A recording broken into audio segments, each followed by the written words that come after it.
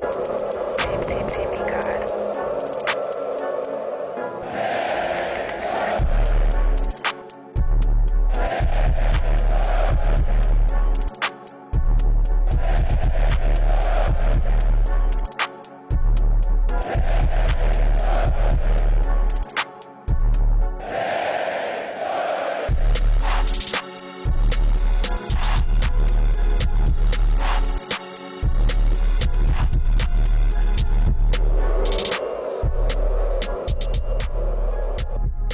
Practice and just cleaning up to address the messed up on Saturday.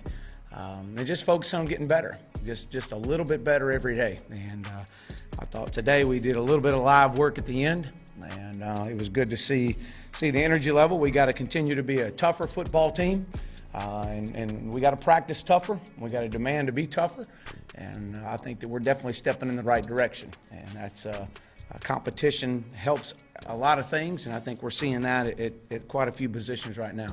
I do got a few injuries to update you on. Shane Clennon is out, will be out for the rest of spring with a foot injury. Devil Whaley was out today. We expect him to be back Wednesday. Jordan Curtis will be back on Wednesday, did not practice today. Miles Mason, we anticipate him being back Wednesday, or if not, on Tuesday after spring break. And then Grayson Gunner should be back on Wednesday as well. Those guys did not practice today. So with that, I'll open up. Welcome in, welcome in, welcome in. It's our Tuesday edition of On the Hill with Pat Jenkins Sports Talk Radio. As we come to you each and every day here on KDSJ 479. And we let you hear audio from Coach Chad Morris following yesterday's practice number 6 with the Arkansas Razorbacks of spring football. And, Chad's real excited, Demetrius. I don't think you couldn't tell. He still understands. And being a coach, and this is what good coaches do, they're never satisfied, Demetrius. They're always looking for ways to, sharpen the knife even sharper than it had been the day before. Iron sharpens iron. And that's, I think, the way Coach Morris and this staff is going to approach. 2-10, you can tell that they have sort of an edge about them in this spring season, and I think that's a good thing, because I think the fellas, their players are starting to buy in.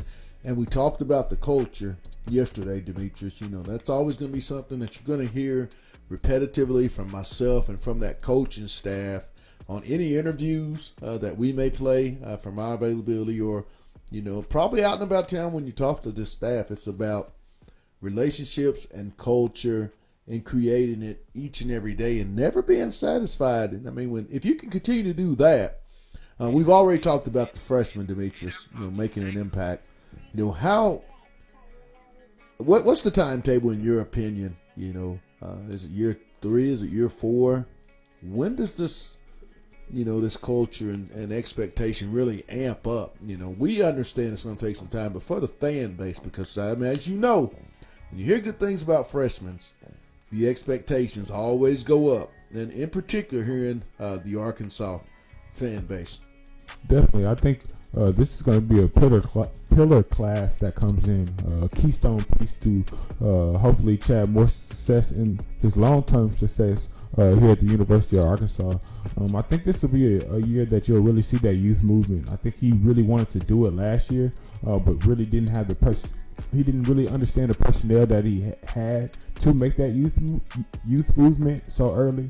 And I definitely think he's really going to incorporate it with just guys like Devin Bush and Trey Knox, guys that you've really been hearing him speak highly of. And I think that's a sign that he is looking towards that younger group. We talk about the youth movement, and Arkansas had a youth movement also too. And get you ready for today's show, as Daniel Gafford, our sophomore sensation and future NBA star, in my opinion, also freshman Isaiah Joe were awarded some SEC honors. And at 1:15, we're going to have on our good buddy here, but not by phone. He's going to join us live here, Scotty Borden of the Arkansas Democrat-Gazette. We're going to talk SEC tournament. Arkansas will be taking on the Florida Gators. That's this Thursday in the opening round of the SEC tournament in Nashville, Tennessee. We'll find out what Scotty has to say, but we had a chance to catch up with Coach Anderson in our availability with Coach A yesterday, and here's what he had to say. You're so professional, Bob. They taught you well at Mizzou, right? Okay. The new season, the next season, the postseason that is, and the SEC tournament, which is in Nashville. All teams are participating in it, all 14 teams, and I think the tournament is wide open. I think if you look at how the conference finished and the teams that won it, there was a lot of close games, and so that tells you the parity in college basketball and how good our league was this year.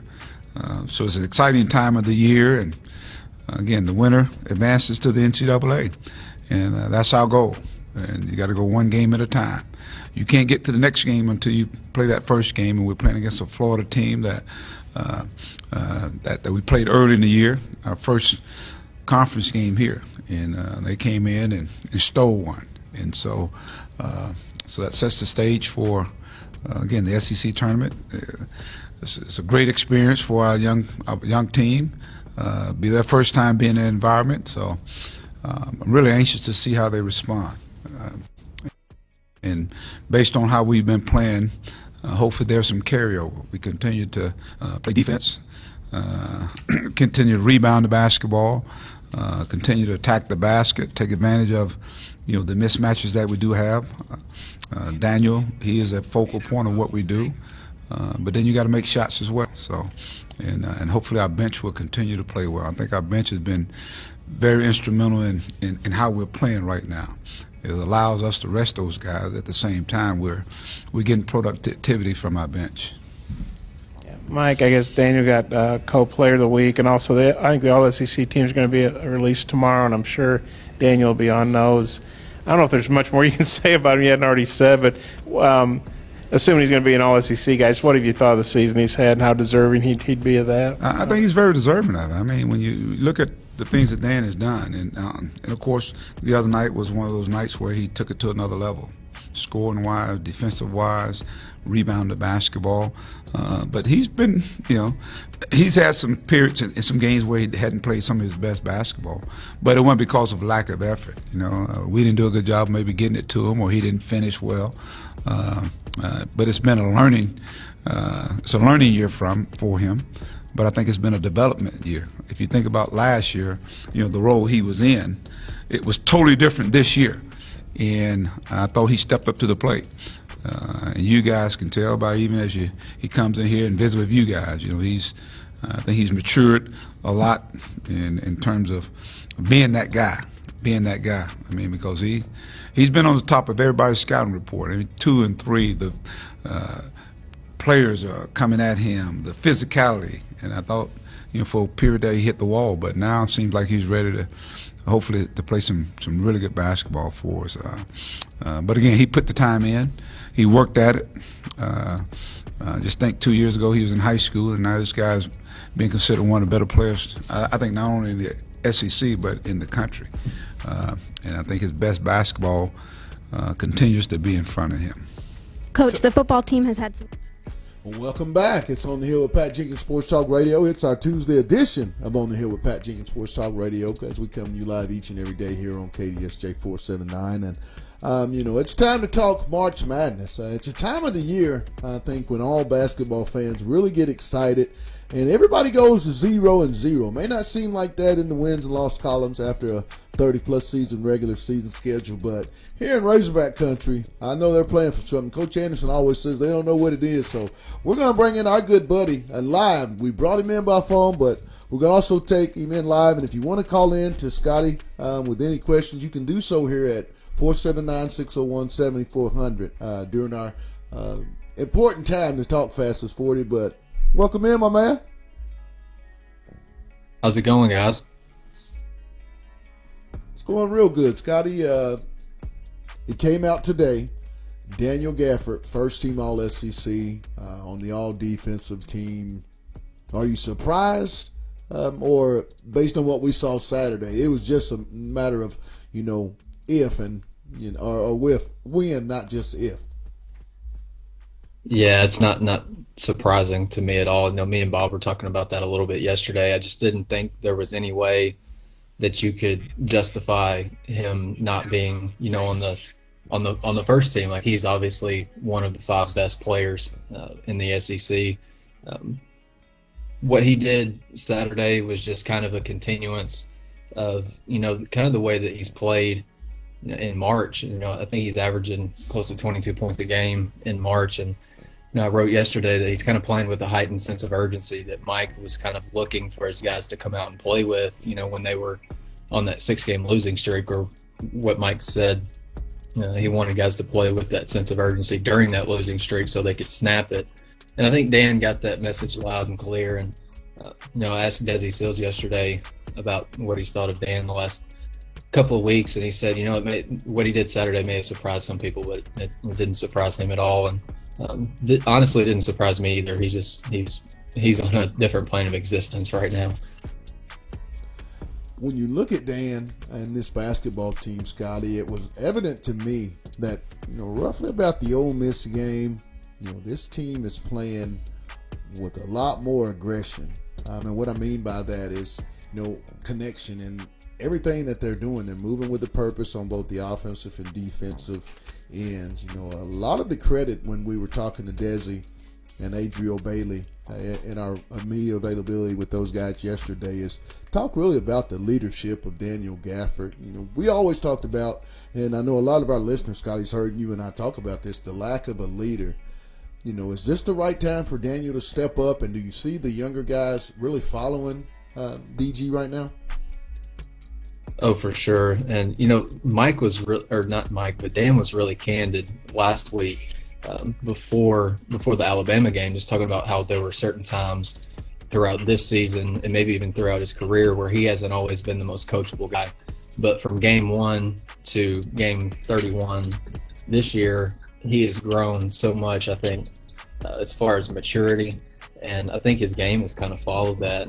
Desi said yesterday, he said Dan is the head honcho of the team and everybody else is kind of following his lead. I thought that was a great quote. But they are. Like, they're feeding off of his energy. They're feeding him, and they know that Dan gets going, everybody else on the team, their game is elevated too. Like, you've seen Desi kind of break out of his shell a little bit over the last month. And part of that is because Dan's playing better, and it opens up things for everybody else. And it just allows everybody else to play their role and not play outside of themselves. And I think that's why you're seeing this team play so much better the last week to 10 days.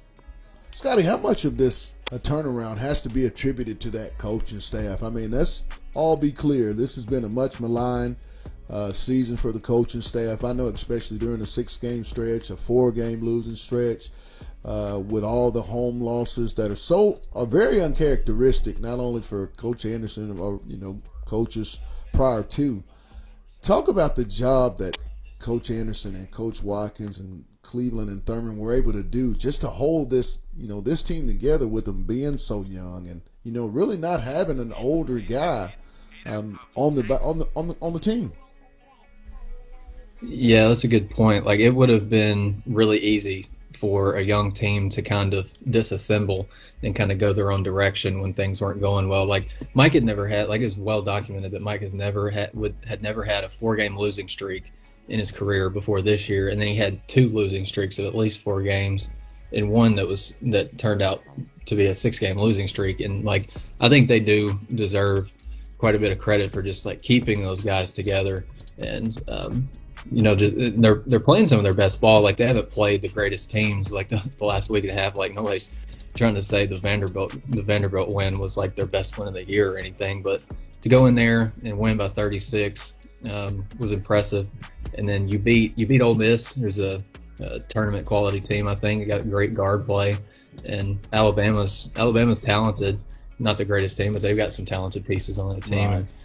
Just getting these guys to play some of their best ball. I think this is Arkansas's best ball that they've played, probably since December. And I mean, this is the perfect time that you want them to be playing well. And this staff definitely deserves some credit. And they've heard it all year long. Whether they're like, even today, when I put up my story on Gafford being consensus All SEC first team pick, somebody said, "Well, imagine what he would have done if he'd have had a real coach." It's like just that kind of thing. It's like that kind of thing. It's crazy to me a little bit, and can't satisfy everybody. But staff, I think, has done really well the last month and a half. Talking with Scotty Borderland of the Arkansas Democrat-Gazette, talking Arkansas Razorbacks, Daniel Gafford. Also, too, another young man I want to get off into is one of the true freshmen. Isaiah Joe has had one of the more memorable freshman years of any Razorback that I can remember, or any long Razorback fan from years before.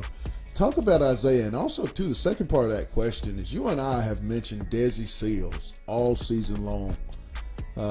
Scotty, is he really one of the main reasons that this team has really started to get an identity? You know, Mike mentioned it yesterday that Desi's that dribble penetration guy that, you know, draws double teams. I mean, how important was the insertion of Desi Seals and then Mason Jones as the sixth man to what this team could do, you know, what they have done in the last 3 games and going forward? Yeah, I'll start with Desi. You know, like me and you talked like back in, you know, January when this team got off to a rough start in SEC play. I kind of wished they had put Desi in the lineup a little bit earlier, maybe gone with 4 guards, because that's going to do nothing but space the floor. And when you play, not to knock on Gabe, Adrio, or Reggie, but the floor is just not, the spacing is not the same. When you play 3 guards and a 4 guy alongside Dan, like, and that kind of clutters things up for Dan around the rim, and I mean that's obvious. And you know, I think Desi just kind of reemerging as a 3-point threat over the last few weeks has been huge, because that's somebody you have to account for. And he's not only taking those shots, he's knocking them down at a really, really high rate. And you mentioned how aggressive he's been. He's I mean, he's a perfect balance of, you know, if I'm getting my steps down and I'm going to dunk on you in transition, and he's also able to catch and shoot. You know, and when they play inside out, Dan can kick it out to Desi and he can knock down a 3. It's just, it's been great for that lineup. And then, you know, Isaiah's, you know, I tell everybody I covered him his sophomore year at Northside. I knew the kid was going to be special. But I don't know if I saw 106 threes in a regular season as a freshman at Arkansas. You know, like he's been sensational. But, you know, on top of the threes that he's hit this year, you know, he also got he was on the all freshman team, and you know, he's been, I think he led the team in steals and led them in charges taken. He's been phenomenal this year.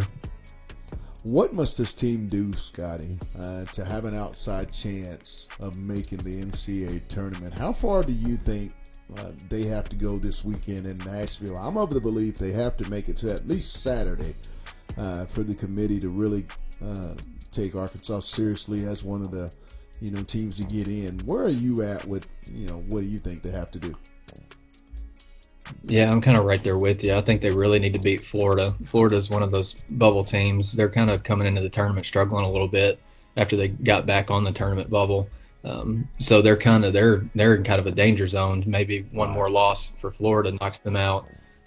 That would give Arkansas a 1-1 mark against them. Neutral court wins are always big.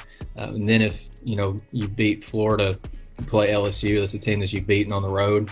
And so if you beat them on a neutral floor, that's 2 really, really good wins. Even if they're not at full strength, you've beaten them on the road and at neutral floor.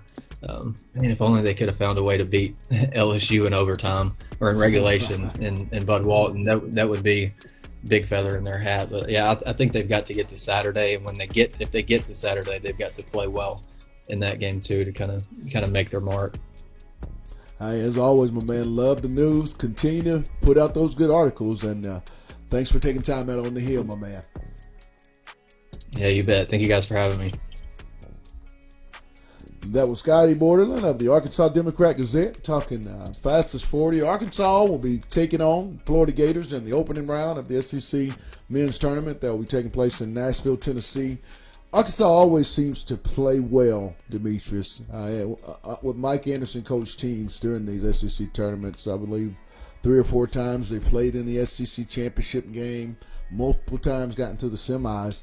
And, you know, Scotty said it in right before we let you hear audio from the players, from Desi Seals and sophomore, soon to be, I should say, sensation in the NBA, Daniel Gafford. We'll come back with more. It's On the Hill with Pat Jenkins on KDSJ 479.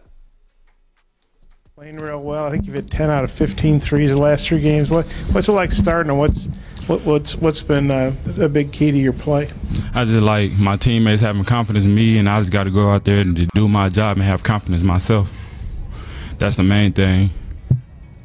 In the threes, that's like 66%. Yes, sir. I mean, that's pretty high. I've been putting in work like before practice and even on the off days, and just trying to get up shots and help my teammates out. Well, what was your reaction when Mike Anderson told you you'd be starting? How do you think you've adjusted to that role? A normal reaction is just I got to step up for my team. It's like I've been there before. I used to be a starter, but now Coach gave me the opportunity to be a starter, and I'm running with it. With your three-pointers, you still feel you're emphasizing defense first, even while doing that? Yes, sir. Defense lead the offense, so I maintain that and try to do what I can on the offensive end and help them score the ball when it's needed. This is for both guys, and I know you know Isaiah pretty well, but we all know he's a great three-point shooter, but he leads a team in charges taken, he leads in steals. He's not the biggest guy, muscle-wise. What do you think about his charge taken, and what do you guys both think about, how that helps the team and the fact he's, a guy that's not the biggest guy in the world will sacrifice his body like that? We all know Coach A like defense, and that's what we come out and do first, defense. And like Isaiah Joe, we know he is a sharp shooter, and he sacrificed his body, and that's helped us get the ball back. Yeah, by him sacrificing his body for the team, it says a lot about him, his personality and all that. So that goes a long way with Isaiah Joe, and by him we Coach A emphasizes guarding man and a half. By him being over there, being a help side to take those charges, it means a lot. It kind of shows that he has his brother back.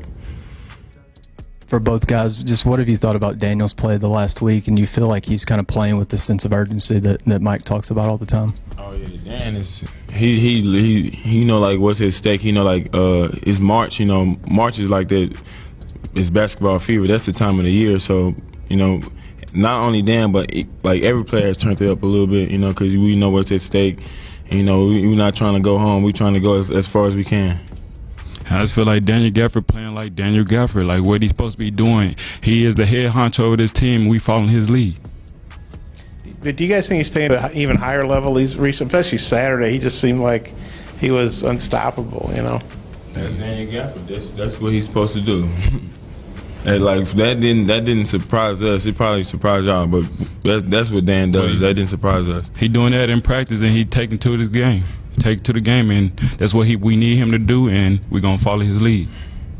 Adriel, you're coming off the bench. You're an older guy, but how has that been for you? Because it seems like you come in and still get rebounds and you score inside and play defense. I mean, it doesn't seem to have affected you.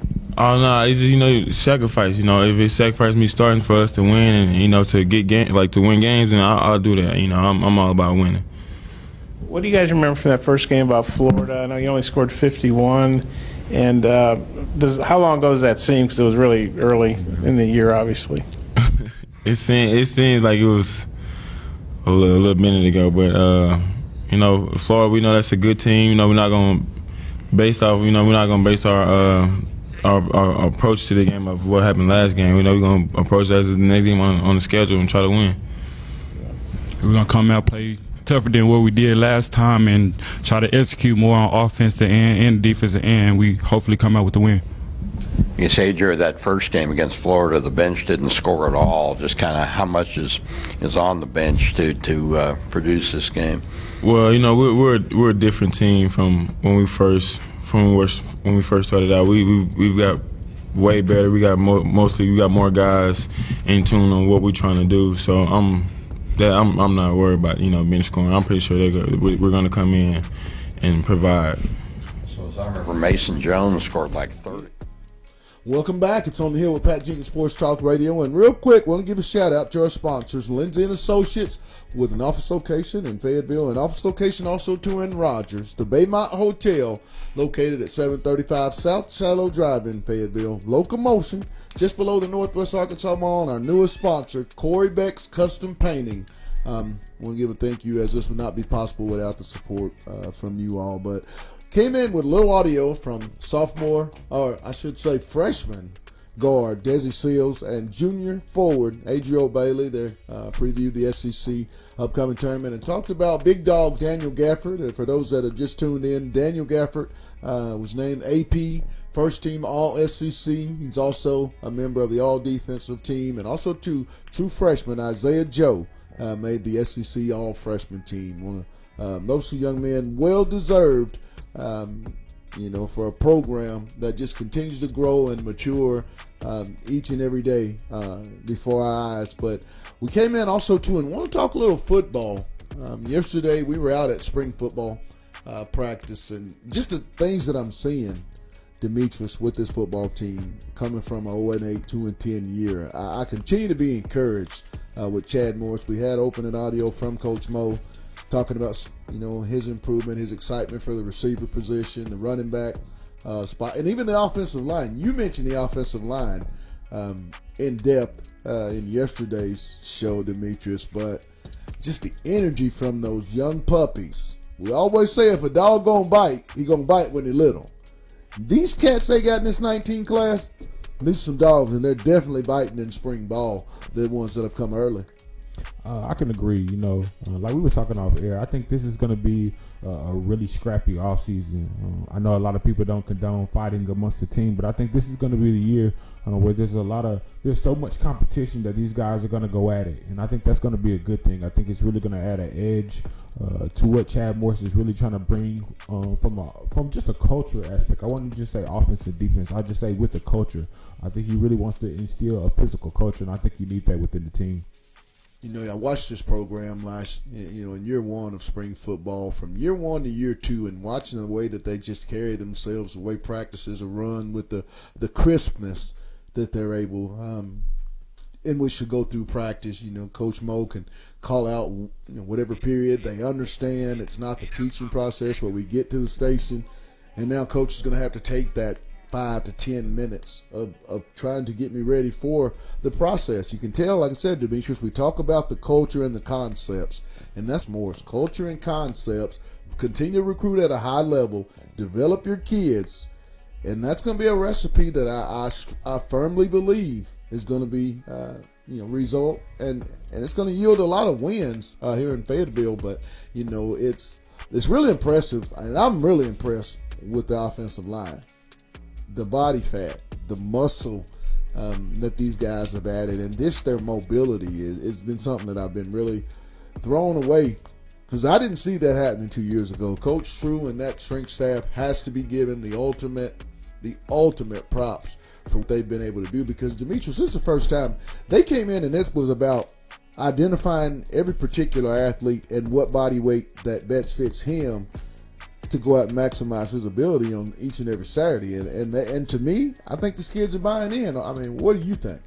Definitely. You can see it. I think anytime you see a change in someone's body, you're definitely seeing them buying into what you're coaching. So I think it's really good. And I think not only are they changing physically, I think you see a mental kind of growth within everybody. I think Chad Morris said it best, him bringing in competition and making these guys step up their game, knowing that there's going to be dogs and younger guys ready right behind them trying to get their job. And I think you need that when you're trying to be the best, especially in the SEC, because we know what type of demographics really dominate the SEC. And I think when you see these type of backgrounds, you have to have that type of competitive edge to you. You have to have that toughness. And I think Chad Morris is really, like I said, making that a culture thing with this entire team. I mean, I think if you're an offensive lineman, and I'm Dalton Wagner, and I've been here going on my third year, I'm a sophomore, and I see the opportunity to play at either left guard or left tackle, anywhere on that offensive line, because playing time is so obvious and it's quite evident that it's there if you're an offensive lineman here at the University of Arkansas. This guy has bought in. He's trimmed his body. I mean, he does not look like that freshman coming in 2 years ago, at this juncture. The physicality in which he played with, a lot of people have watched the viral video that you came out with, he and Nick Fullwider. I thought it was a great battle. But it just shows the competitiveness that you're starting to see in that offensive line and the physicality in which that this offensive line has not played with, in my humble opinion, for the past 3 seasons. And as a result, you saw the beatings that the quarterbacks were taking. How many times did we even know if Austin Allen was going to get up 2 years ago? Right. This is an offensive line that, we're leading the SEC in sacks, running lanes, but I can just tell, like I said, the way that they've trimmed their bodies and committed to the weight room and what these coaches are asking, very impressive. Definitely. I really love it because I think with the type of scheme that, in the way that Coach Frye and Chad Morris are trying to use the lineman, you have to be athletic. You have to be able to bend. And I think getting guys like Chibuzi, we hadn't seen bodies like that in a while, probably since those probably Petrino era right, where we were seeing those highly touted linemen come into the University of Arkansas. So I think it's great. I think we're really going to see a big increase in the amount of production, not only with the offensive line, but I think the entire offense as well.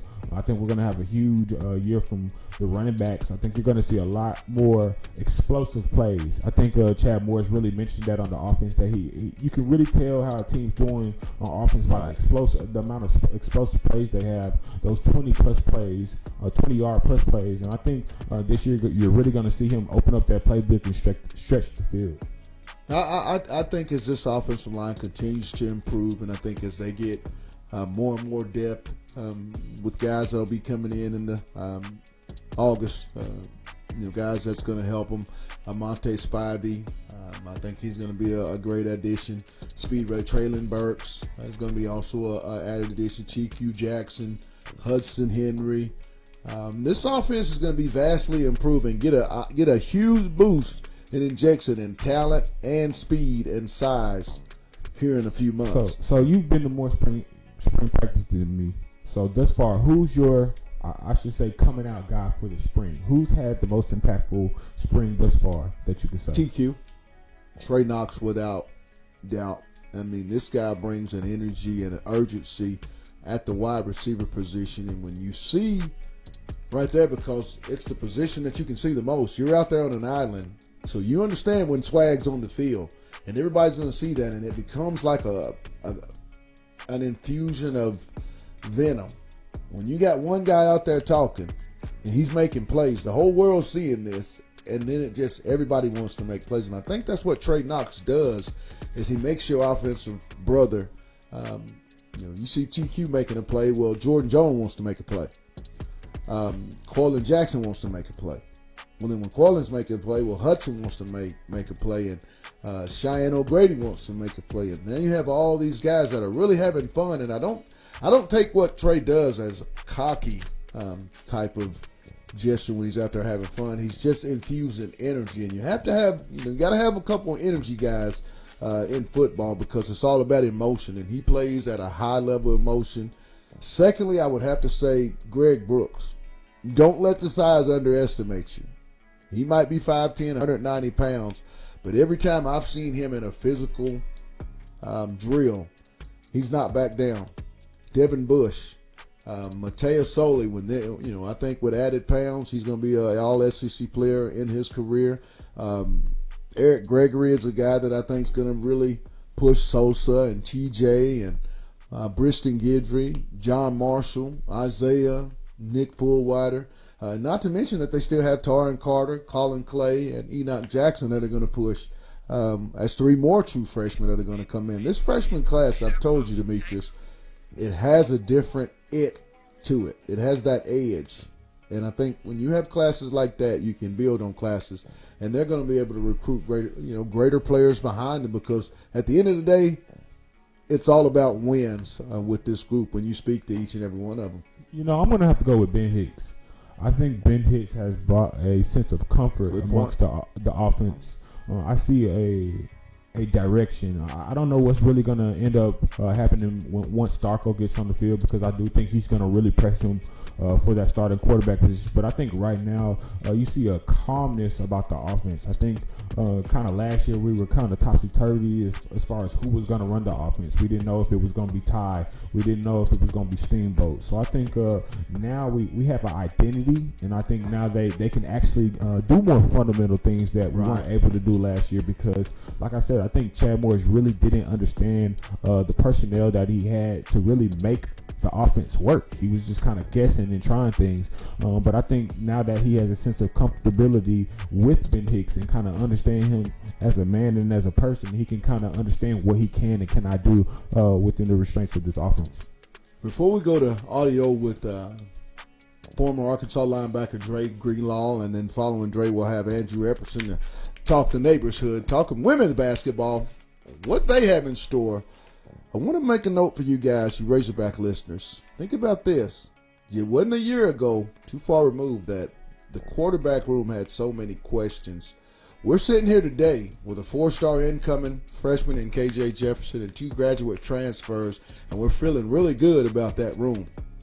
Try that on for size for how Coach Mo and this staff and what they talk about relationships as far as the future of recruiting here at the University of Arkansas. But we'll catch up, and here's Dre and Andrew Epperson, contributing editor of the Arkansas Democrat, to talk the neighborhood. It's On the Hill with Pat Jenkins on KDSJ 479. But didn't do bad. Ran well. Ran lower 4.5s. Definitely could have ran faster. Just a few little things were barking on me, and it was kind of hearing it and was kind of feeling it. But for the most part, I ran hard and looked smooth, looked fast, so I felt like it went good. Decision to not do stuff at the combine, and do you think it paid off today by you performing? I think so. I planned on running at the combine. Started up getting ready for drills. For the 40. Started warming up, and whenever I took off for stride, just kind of felt a little something in my hamstring and didn't feel comfortable. I didn't want to go out there and make it more than what it was, and surely didn't want to go out there and run it so time. So, agent thought it was the best decision to wait and to a pro day, and I think it paid off. So, what are you hearing from teams right now? I got a lot of teams that wants to work out with me, wants to interview me, and got about 6-7 teams right now that's coming to Fayetteville. So I'm hearing a lot of good things from teams, especially since I did the Senior Bowl. Of course, they all want to know why I didn't run at the combine, but as far as just athleticism and ability and running, I think they all like that. And, I even had a couple teams suggest safety. So whichever one works best. Welcome back. It's On the Hill with Pat Jenkins Sports Talk Radio. It's our Tuesday edition of On the Hill with Pat Jenkins Sports Talk Radio, and we let you hear audio from former linebacker Dre Greenlaw as Arkansas held their pro day yesterday in the indoor facility. And it's time to get on and talk more basketball. We're talking March Madness, and it doesn't just stop on the men's side. There's some madness going on the Hill, and it's caused by the neighborhood. So let's get with Andrew Epperson. Andrew, welcome to the Hill, my man. Pat, always great to be on. Thanks for having me. Andrew, let's get off into it. You lose 8 of 9. A lot of close games in those 8 losses. Did you see happening what Arkansas was able to achieve in Greenville, South Carolina this past weekend? Was that something that you saw? Chad was kind of in last week's media availability. I remember the comment where our opportunity to go win it is what we want to do, but did you take that real serious when he made those comments? Well, Arkansas got a pretty good matchup there with Georgia because they played Georgia pretty close both times they played them this year. So if they could win that first game, who says what's going to happen next? They played South Carolina close too. So winnable game, winnable matchups for both. Now, I didn't see them beating Texas A&M, and certainly I didn't see them beating Mississippi State, which they didn't. You just can't do anything about Terry McCowan. But they just got really good matchups there against teams that they had almost beat in the regular season. And that in and of itself, matchup basketball, Pat, you know it best. Matchup basketball, you can get wins that way. Talk about this team and where they've come You know, when you watch this season, Andrew, and we watch many games, many close losses, you know, you go back to last year, you know, the team wins 13, and now they're sitting at 20. Talk about that 7-2 under Coach Neighbors.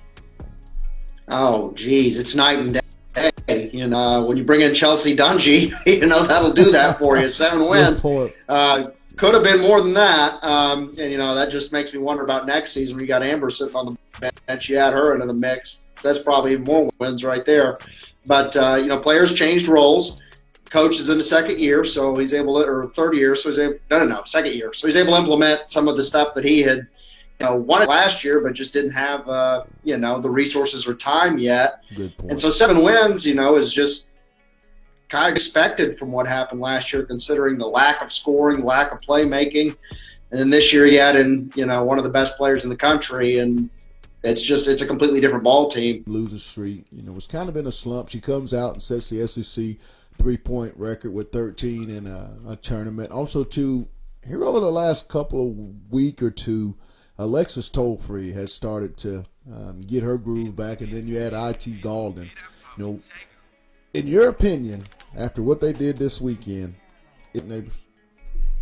I personally think they have. Jalen Mason, at one time, maybe people didn't know this because they didn't keep up with women's basketball before, but at one time she had to score this much. She had to do this much. I mean, there was nothing out. There was nobody else on the team. It wasn't, you know, necessarily that she was just a high volume scorer, but there was no other choice. So she just kind of had to do it. And then Galden coming off the bench has just been a godsend, because when Malika Monk comes out, you're thinking, oh boy, we get a little bit of a rest. Well, no, you don't. You don't get a little bit of a rest. You still got to get down there. I think they've done enough, but you know, as they showed on ESPN, last 4 in Tennessee, the name on the jersey sometimes means more than what you put on your resume. And so if they don't make it, they'll be a really high seed in the NIT tournament. And for Mike Neighbors' second year, considering where they were last year, that's a pretty big thumbs up. Real quick, Andrew, is Chelsea Dungy your early preseason SEC Player of the Year? She's mine. I mean, girl got game. And when you put up 103, I don't know how you can't be considered to start the year as the top dog, in my opinion. But real quick, what say you on that? Team All SEC this year, but I would say SEC Player of the Year should be going into next year. Hey, Andrew, as always, love your insight. We'll talk more as we get closer to Selection Sunday, and we'll find out more what we can talk about the neighborhood. Is it's going to be NCAA or NIT? Either one's going to look good, but thanks for taking time out on the Hill. I'm of the Arkansas Democrat Gazette, and real quick, we had a question and a response I think we want to get to from one of our viewers. There was a question, and I'll let my producer ask the question, and we'll give a response before we get out of here. Yeah, we had a question from Zach Gooding. He asked, will Arkansas win a conference game this year? I absolutely think Arkansas will win a conference game. I think, you know, when you start, Arkansas becomes more of the veteran squad, and when Arkansas has a more mature team in program's history, they're always good. I think the culture's going to be a lot better. They're going to be a lot leaner. I think not as fast as you want to be in the SEC, but with the schedule the way it lays out, I think Arkansas can win a conference game. I expect Arkansas to win multiple conference games. 4-4 could be possible. Texas A&M is going to be a really hard team, neutral site. You have to go to Alabama. You have to travel to LSU. Ole Miss is going to be a better team than what they were, and they were able to still win in Little Rock. So it's going to be a tough navigation, but I think with the better senior leadership, because that's, I think, what it comes down to, Demetrius, in the SEC, is senior leadership, in particular football. Arkansas will have that. Scooter Harris and a multitude of guys. I think Arkansas will win an SEC game, plus a few. I'm going to go beyond saying if they're going to win. I'm going to tell you what games they're going to win. They're going to win the Ole Miss game, and they're going to win Missouri game. I believe those are the 2 wins that Arkansas will get. Or I should say 2 of the wins that I think they'll get from next year. And they're at Kentucky next year. I think Kentucky is starting. I think Arkansas gets Kentucky. I don't know, because there's so much momentum down there in Kentucky right now. But no Josh Allen. No Josh Allen and no Benny Snell. But I still think the recruiting has definitely picked up down there, and you don't know what they have to bring to the table. And that's what makes teams scary sometimes in the SEC, when you don't know a person's roster and they have those, what you say, diamonds in the rough. They're steady, waiting for their opportunity to get on the field. So I think those are the two teams that Arkansas can possibly beat next year. Well, I hope we answer your questions, Zach. Appreciate the question, and continue to listen and chime in, make calls, 601-7400, area code 479. We want all listeners and viewers to be a part of us here on OTH, and just like you do. Make it like a water cooler talk, but I want to give a thank you to our guest, Scotty Borland of the Arkansas Democrat-Gazette, for talking Fastest 40. Gave his take on how Arkansas may be able to get in the NCAA tournament, and also to Andrew Epperson, also two of the Arkansas Democrat-Gazette, for talking Neighbors Hog. Lastly, our sponsors, Lindsay & Associates, with an office location in Fayetteville, an office location also too in Rogers, the Baymont Hotel. It's located at 735 South Shiloh Drive in Fayetteville, and Locomotion, located just below the Northwest Arkansas Mall, and our newest sponsor, Corey Beck's Custom Painting.